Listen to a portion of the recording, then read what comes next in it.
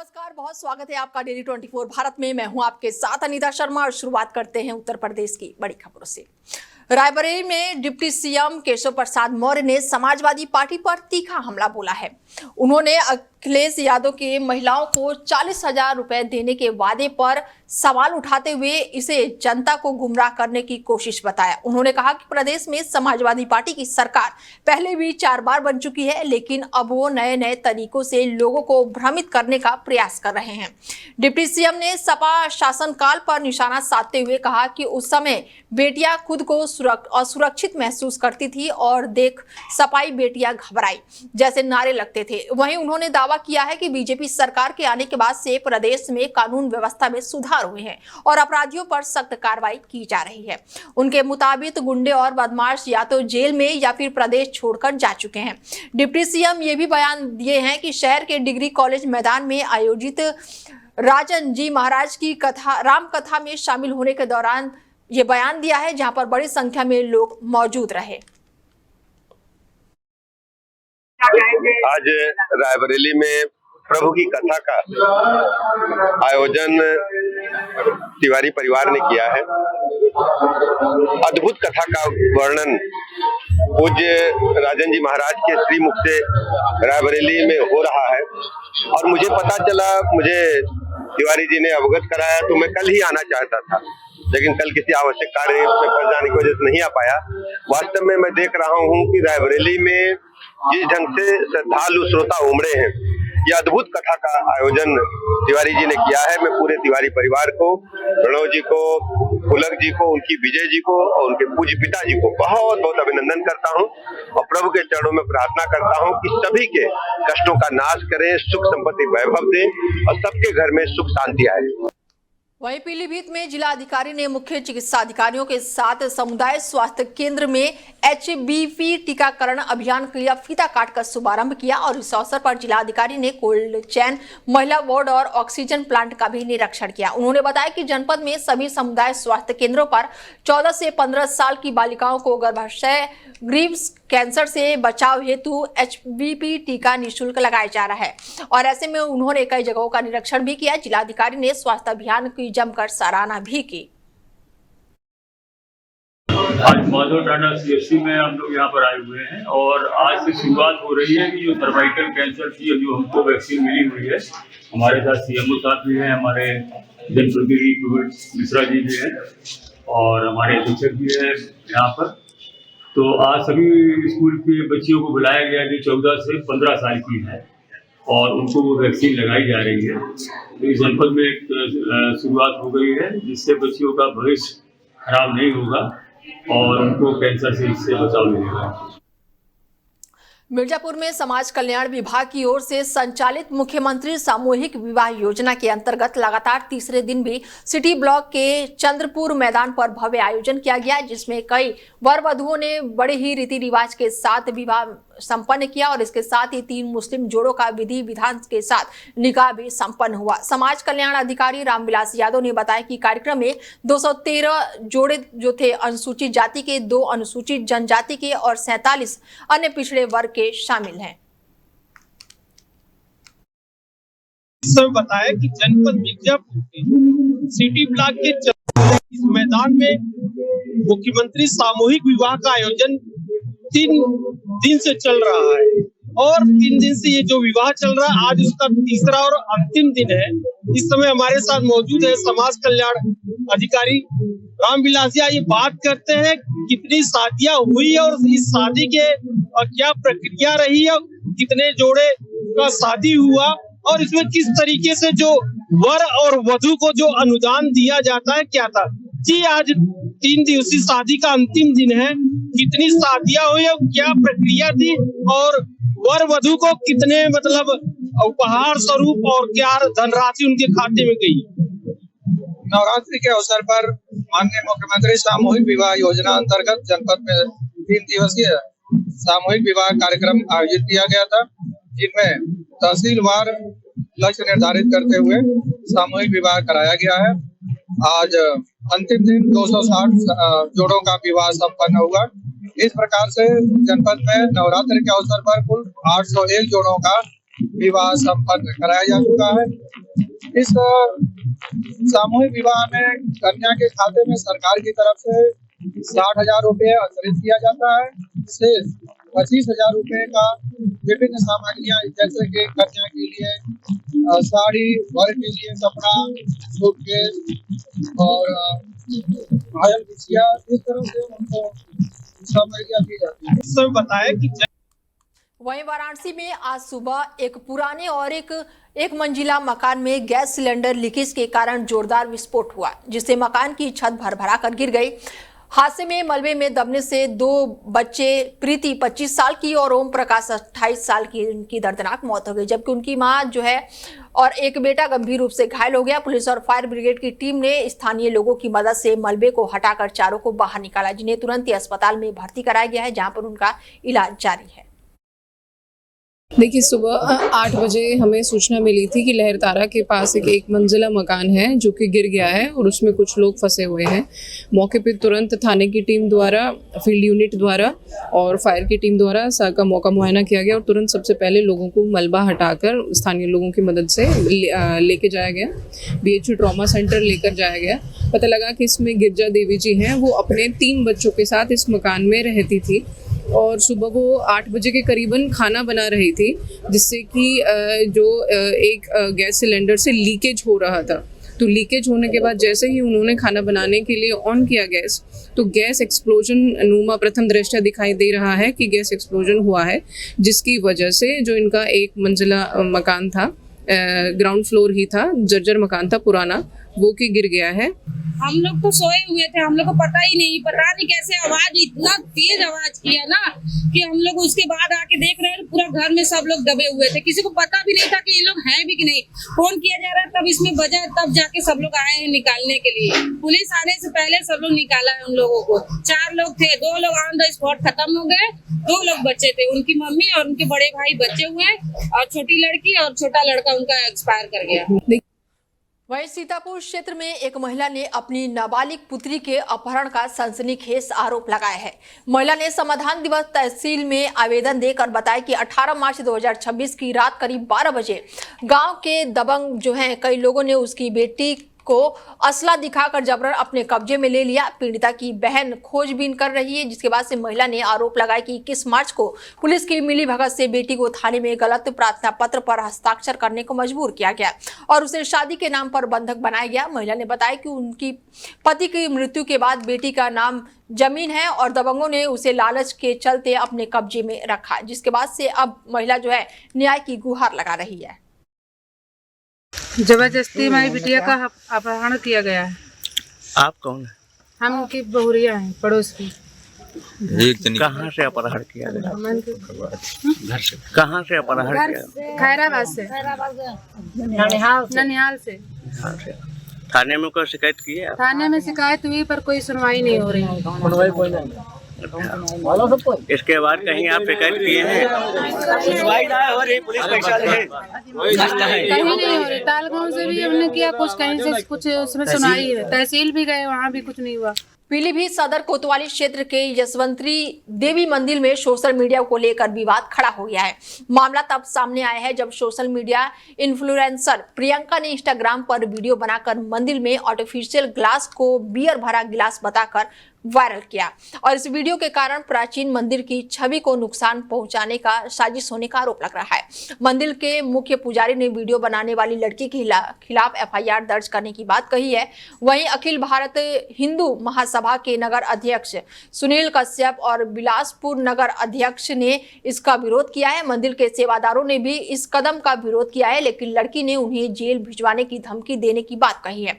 हालांकि हिंदू महासभा और मंदिर के पुजारी ने सोशल मीडिया इन्फ्लुएंसर प्रियंका के खिलाफ शिकायती पत्र दिया है और उनके अकाउंट को बंद करने की मांग की है। इस मामले ने सोशल मीडिया और धार्मिक भावनाओं को टकराव को लेकर लोगों में चिंता और आक्रोश दोनों पैदा कर दिया। ये घटना एक बार फिर से दिखाती है कि सोशल मीडिया पर वायरल होने की होड़ में गलत या फिर भ्रामक जानकारी कितनी तेजी से फैल सकती है और अब सबकी नजर प्रशासन और पुलिस की कार्रवाई पर टिकी हुई है। वो जो वीडियो वायरल हो रहा है उसकी हम लोग तहकीकात करने के लिए यहाँ पे आए हैं। विनोद बस्ती पीछे दुकान जो है यशवंती माता मंदिर पे लगी हुई है, वहीं की वीडियो वो संज्ञान में आई है हम लोगों को। और हम लोगों ने आगे सब पदाधिकारी जितने भी हम लोगों ने आगे यहाँ तहकीकात की है, ये गलत है। तो ये जो वो वीडियो बना रही है एक बच्ची जो भी बनाई है, उस पर पहले तो सख्त ऐसे लोगों पे जो सनातन धर्म को हमारे बदनाम करने की कोशिश कर रहे हैं, सख्त कार्रवाई होनी चाहिए उन लोग पे। और जो उनका जो होता है वो बिल्कुल बंद कर देना चाहिए, उनकी आईडी वाईडी सब बंद करना चाहिए। अकाउंट है उनका, जी बिल्कुल अकाउंट बंद कर देना चाहिए, जिससे दोबारा ये कर ना पाए। वहीं मथुरा में एक भव्य धार्मिक और सांस्कृतिक आयोजन किया गया, जिसमें संघ, राजनीतिक और प्रमुख साधु संतों ने भाग लिया। वृंदावन स्थित रुक्मणी विहार में यतीन्द्र गिरी महाराज के नवदीप, जीवनदीप और आश्रम का लोकार्पण किया गया और इस अवसर पर मोहन भागवत आश्रम का लोकार्पण भी करेंगे। लोकार्पण समारोह में कई विद्वान जो है वो मौके पर शामिल हुए। वहीं कौशाम्बी जिले के सराय अकील थाना क्षेत्र में अवैध बालू खनन और भंडारण का मामला सामने आया है। अति गैंग के सदस्य अब्दुल ने रात के अंधेरे में घाट के दर्जनों नाव की मदद से यमुना नदी से बालू खनन और बिना लाइसेंस अवैध भंडारण का भारी कारोबार चल रहा है। अब्दुल कभी 2005 और 6 के राजू पाल हत्याकांड के बाद 18 साल तक पुलिस की पकड़ से दूर रहा और अप्रैल 2023 में पुलिस की घेराबंदी और परिवार पर शिकंजा कसने के बाद से उसने आत्मसमर्पण किया। उसकी निशानदेही पर भारी मात्रा में अवैध हथियार, देसी बम और कारतूस बरामद किए गए हैं। खबरों में आगे बढ़ते हैं। बता दें कि बीते दिनों मधुमक्खियों के हमले से एक किसान की मौत का मामला सामने आया है। मृतक किसान महोबा का बताया जा रहा है, जो कि 60 साल का था और ऐसे में मिर्ची की खेती कर रहा था और तभी मधुमक्खियों का एक झुंड उसके ऊपर हमला कर दिया। किसान चीख पुकार करने लगा और आसपास काम कर रहे ग्रामीण उसकी मदद के लिए दौड़ पड़े, लेकिन मधुमक्खियां उन पर भी हमला कर दी हैं और धीरे धीरे मधुमक्खियों का झुंड पूरे गांव में फैल गया और कई लोगों को डंक मारकर घायल कर दिए। ग्रामीणों ने घास और फूस जलाकर धुआं करना शुरू किया, जिसके बाद से मधुमक्खियों को धीरे धीरे खदेड़ा गया। मधुमक्खियों ने काटा है, अनपुर जा रहे थे, रास्ते में मधुमक्खियों ने खा लिया। कितने लोगों को काटा होगा? अरे 4-5 लोगों को काटा। 4-5 लोगों मगर और एक लोग एक्सपायर भी हो गए। लोग एक्सपायर हो गए। चौनों को भी मधुमक्खियों नहीं काटा था। मधुमक्खियों ने काटा था, वो तो गिर गए, बेहोश हो गए। अरे हम तो बताए हैं तो गए अर्जेंट में गए, तुम बताओ तो हमने कि चलो सब मेरे पास फोन आ रहा था यार, तो फोन आया तो मैं तुरंत चल दिए। उनकी फोटो स्टेट वगैरह कुछ कराने थे, बाजार जा रहे थे, सरसों कराने थे, तो हमने चलो काम है तो एक निपटा दें। तो काम फोन करने के बावजूद तो मतलब रास्ता में पहुंच कहाँ पाए, मैंने रास्ते में गिरा। वहीं ललितपुर क्षेत्र में एक होम डिलीवरी कर्मचारी के साथ मारपीट की घटना सामने आई है। जानकारी के अनुसार घटना ज्ञात गैस एजेंसी से जुड़ी हुई है। कर्मचारी ग्राहक को एलपीजी गैस सिलेंडर देने के लिए पहुंचा था, लेकिन गैस न मिलने की स्थिति में 2 युवकों ने उस पर हमला कर दिया। हमले के दौरान कर्मचारी को गंभीर चोटें आई हैं, लेकिन वो घायल हुआ है और पीड़ित ने घटना के बाद से थाने में तहरीर दी है। पुलिस ने तुरंत ही मौके पर पहुंचकर मामले की जानकारी ली। पुलिस ने आरोपियों को पहचान कर उनकी तलाश फिलहाल शुरू कर दी है। मामला ये हुआ कि हम सिलेंडर भर के आए बाजार में, तो हमारे सिलेंडर थी हमारे पास 20 और 20 बाजार से एजेंसी से निकली थी सेल पे। अब जी लोग आए एजेंसी पर, इनको नहीं दिया, कौन लोग आए? नहीं थी जनगांव के, तो वहाँ से भगा दिया, हमारे पास आए तो हमने भी नहीं दिया तो गाली देने लगी और दोनों ने मारा। वहीं ललितपुर क्षेत्र में पुलिस ने बड़ी सफलता हासिल की है। मुखबिर की सूचना पर पुलिस ने एक मकान में छापा मारा। तलाशी के दौरान 12 किलो से ज्यादा गांजा बरामद किया गया है। साथ ही पुलिस ने मौके पर 76,000 से ज्यादा रुपए भी जब्त किए हैं और कार्रवाई में 2 युवक और 1 महिला को भी पुलिस ने गिरफ्तार किया है। आरोपियों के खिलाफ नशीली दवाओं के सेवन और वितरण का मामला दर्ज किया गया है। थाना अधिकारी ने बताया है कि इस कार्रवाई में शामिल टीम ने मकान की पूरी तलाशी लेकर गांजे और नकदी को जब्त किया है। गिरफ्तार किए गए आरोपियों से पुलिस लगातार जांच पड़ताल कर रही है। वहीं पुलिस आगे की कार्रवाई में जुटी हुई है। वहीं ललितपुर जिले में मुख्य आरक्षी जितेंद्र यादव की भ्रष्टाचार और अनुशासनहीनता के आरोपों में सेवा से बर्खास्त कर दिया गया है।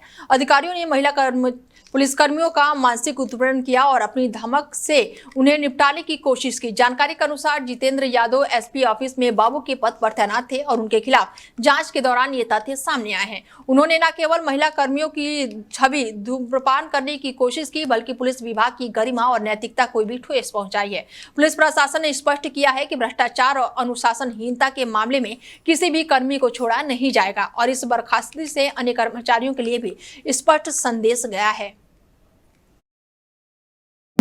जनपद ललितपुर में कार्यरत मुख्य आरक्षी जितेंद्र यादव के द्वारा महिला पुलिस कर्मियों को मोबाइल नंबर बदलकर फोन पर मानसिक उत्पीड़न करने, निपटा देने जैसी धमकी देने, अनर्गल अफवाह फैलाकर छवि धूमिल करने, अवकाश पत्रावलियों का निस्तारण करने में उत्कोच की मांग करने व भ्रष्टाचार में संलिप्त होने जैसे गंभीर आरोपों की जांच जनपद झांसी के एडिशनल एसपी ग्रामीण द्वारा दोषी किए जाने के उपरांत उक्त मुख्य आरक्षी को उत्तर प्रदेश पुलिस सेवा से पदच्युत व डिसमिस कर दिया गया।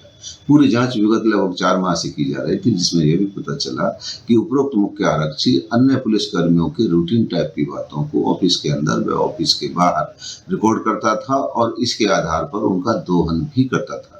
इसके द्वारा जनपद में विवादित जमीनों पर अपराधियों के साथ मिलकर जमीनों पर कब्जा करने, अपराधियों के साथ मिलकर गाड़ी खरीदने, आपराधिक षड्यंत्र रचते हुए वरिष्ठ अधिकारियों के पास शिकायत करवाने के साथ ही जनपद के कर्मचारियों पर दबाव बनाने के लिए आत्महत्या का स्टेटस लगाने के लिए अपराधियों को प्रेरित करने के साक्ष्य भी विवेचना के दौरान प्राप्त हुए। वहीं पीलीभीत क्षेत्र में 2 किशोरों ने रुपए का लालच देकर नाबालिग को गन्ने के खेत में ले जाकर कुकर्म की घटना को अंजाम दिया। घटना के बाद से किशोर जो है वो सहम उठा और घर पहुंचा और अपनी मां को पूरी जानकारी दी। किशोर की मां ने तुरंत ही थाने में तहरीर देकर शिकायत दर्ज कराई। पुलिस ने तत्काल कार्रवाई करते हुए दोनों आरोपियों को गिरफ्तार कर लिया है। किशोर का मेडिकल परीक्षण भी कराया गया। पीड़िता की मां ने आरोप लगाया कि इससे पहले भी दोनों आरोपियों ने इसी प्रकार की घटनाओं में संलिप्तता दिखाई थी। गिरफ्तार आरोपियों को आगे की कार्रवाई फिलहाल पुलिस कर रही है। जनपद पीलीभीत थाना क्षेत्र सहरामऊ उत्तरी दिनांक 21 मार्च को एक महिला द्वारा थाने पर लिखित तहरीर दी गई कि एक दिन पहले यानी कि 20 मार्च को उसके 8 वर्षीय बेटे के साथ 2 युवकों द्वारा कुकर्म किया गया है। थाना सहरामऊ उत्तरी पुलिस द्वारा तुरंत कार्यवाही करते हुए सुसंगत धाराओं में मुकदमा अपराध संख्या 25/26 दर्ज किया गया तथा पीड़ित बालक का मेडिकल कराया गया। मेडिकल में कुकर्म होने की बात की पुष्टि हुई है। कल दिनांक 23 मार्च को दोनों नामजद अपराधियों को थाना सहरामऊ उत्तरी पुलिस द्वारा गिरफ्तार कर लिया गया। शैक्षिक प्रमाण पत्रों से एक मुलजिम की आयु 19.5 वर्ष तथा एक मुलजिम की आयु लगभग 18.5 वर्ष होना पाया गया है। दोनों मुलजिमों को जेल भेज दिया गया है तथा आगे की विधिक कार्रवाई संपन्न कराई जा रही है। वहीं संभल के चंदौसी कोतवाली क्षेत्र के गांव में मंगलवार रात करीब 1 या 2 बजे 5 हथियारबंद बदमाशों ने हरपाल पुत्र प्रीतम पाल के घर में घुसकर पूरे परिवार को बंधक बना लिया। वारदात के दौरान हरपाल अपनी पत्नी आशा और 3 बच्चों काव्या, अनमोल और मानवी के साथ घर के बरामदे में सो रहे थे। बदमाशों ने बच्चों को उठाकर माता पिता को कमरे में बंद कर दिया और हाथ पैर बांधकर जान से मारने की धमकी दी और इसके बाद से घर में रखी अलमारी से करीब 50-60 हजार रुपए नगद और सोने चांदी के जेवरात लूट लिए। जिसकी कुल अनुमानित कीमत 5 लाख रुपए बताई जा रही है। शोर सुनकर आसपास के ग्रामीण मौके पर पहुंचे और बदमाशों को पीछा करते हुए एक को फिलहाल पकड़ लिया। ग्रामीणों ने उसे पीटा और पुलिस को फिलहाल सौंप दिया है। वहीं पुलिस अब लगातार पूछताछ कर रही है और आगे की कार्रवाई में जुटी हुई है। रात हम सो रहे थे, सब लोग 5 मियाँ बीवी और बच्चे 3 सो रहे तो भी आए 1-2 बजे की लपेट में आए तो भी हमें आएगा और उन्हें इशारे में उठाए हम और हमारे कानून पे कमान चला के हमें अंदर ले आए कमरा में को। अच्छा 5 मतलब बालकन से लाए गए तो उन्होंने हमारे हाथ बांध दोनों। कितने लोग थे? वे 5 लोग थे। 5 तो क्या हाथापाई भी हुई थी क्या? हाँ तो उन्होंने हमारे हाथ बांधे, हम बोल रहे तो हमें मार रहा है, गाली बहुत गंदी गंदी दे रहा है। कोई पकड़ा गया उसमें से कोई? हाँ एक पकड़ गया हुआ, वो तो पकड़ गया हुआ और सब चीज बदली करवा के ले गए, कानून के सब ले गए, गले में ले गए और जो रखो जेब पर वो सब ले गए और 50-60 हजार रुपया वो सब ले गए। 60 हजार। 1 बजे करीब चोर आए। कितने चोर है? 5 है। तो क्या हुआ पूरा बात बताइए। उन्होंने वही उठाया, कान में बंदूक कमन चला दिया मेरे और उन्होंने वो मतलब बोला बाबा मत करना, बिल्कुल मैं गोली मार दूंगा तुम्हें। क्या क्या चोरी होगा आपका? कैसे चोरी हो गए और जेवर चोरी हो गए। रात हम सो रहे वहीं उन्नाव से एक चौंकाने वाला मामला सामने आया है। शेखपुर नारी निवासी मनीष कुमार ने आरोप लगाया कि 2 अज्ञात युवकों ने एक युवक को बहला फुसलाकर अपने साथ भगा लिया है। जानकारी के अनुसार दोनों आरोपी बिहार प्रांत के रहने वाले बताए जा रहे हैं, जिसमें से एक का नाम कमलेश बताया जा रहा है, जबकि दूसरे की पहचान अभी स्पष्ट नहीं हो सकी है। ये दोनों युवक पास के ही एक फैक्ट्री में आते जाते रहते थे। बताया जा रहा है कि पीड़ित युवक कृष्णा मनीष कुमार की दुकान पर रहकर काम करता था। आरोप है कि दोनों युवक उसे बहलाकर अपने साथ ले गए और दुकान में रखे करीब 8 से 10 हजार रुपए नगद भी अपने साथ ले गए। हम शेखपुर नरी के रहने वाले हैं। डीसी आटा वनसर में मेरी दुकान है चाय समोसे की।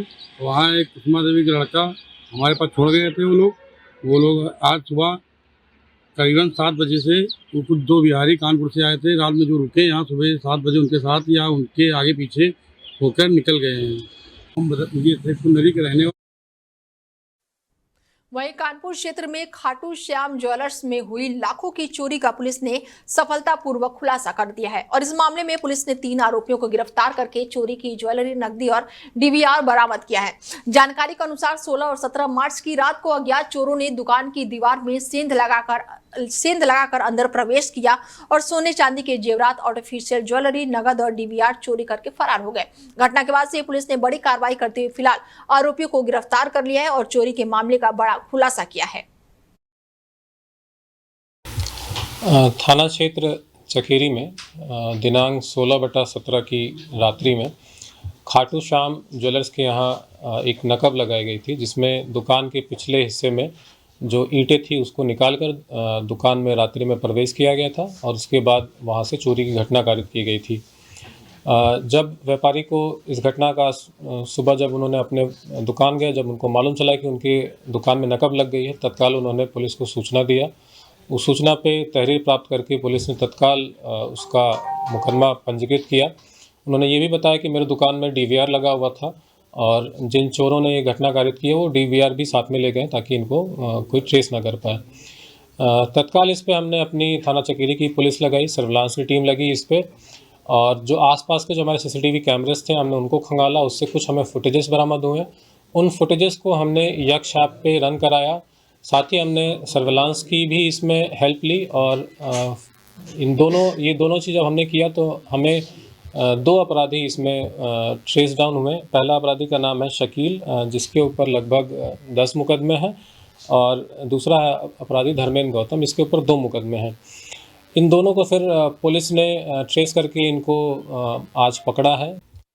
वहीं कानपुर के गुरुदेव चौराहे पर लगी एक होर्डिंग ने प्रदेश की सियासत में हलचल तेज कर दी है और इस होर्डिंग में योगी आदित्यनाथ को देश का अगला प्रधानमंत्री बनाने की मांग की गई है, जिससे राहगीरों के साथ साथ राजनीतिक गलियारों का भी ध्यान खींच लिया है। बताया जा रहा है कि ये होर्डिंग बीजेपी कार्यकर्ता जितेंद्र गौड़ द्वारा लगाई गई है। होर्डिंग सामने आने के बाद से जहां पर समर्थकों में उत्साह देखा जा रहा है, वहीं विपक्ष ने इसे मुद्दा बनाते हुए सत्ता पक्ष पर सवाल उठाना शुरू कर दिया है। राजनीतिक विशेषज्ञों का मानना है कि 2027 के विधानसभा चुनाव भले ही अभी दूर हो, लेकिन इस तरह की गतिविधियां भविष्य की रणनीति के संकेत दे सकती है और ये भी चर्चा है कि क्या ये केवल एक कार्यकर्ता की पहल है या फिर किसी बड़े राजनीतिक संदेश का बड़ा हिस्सा है। वहीं सहारनपुर पुलिस विभाग में गर्व का माहौल देखने को मिला है जब क्षेत्र अधिकारी SN वैभव पांडे को पदोन्नति करके अपर पुलिस अधीक्षक बनाया गया और ये उपलब्धि उनके समर्पण, कड़ी मेहनत और ईमानदारी का सेवा का परिणाम माना जा रहा है। पदोन्नति के बाद वरिष्ठ पुलिस अधीक्षक और पुलिस अधीक्षक ग्रामीण द्वारा उनके औपचारिक सम्मान भी किया गया और ऐसे में अधिकारियों और कर्मचारी भी मौके पर मौजूद रहे, जहां पर खुशी का माहौल देखने को मिला। अधिकारियों ने कहा कि वैभव पांडे के अनुभव और कार्यशैली से जिले में कानून व्यवस्था को और मजबूती मिलेगी। लाल खबरें लगातार जारी है, बने रहिए आप हमारे साथ और देखते रहिए DL 24 भारत। नमस्कार।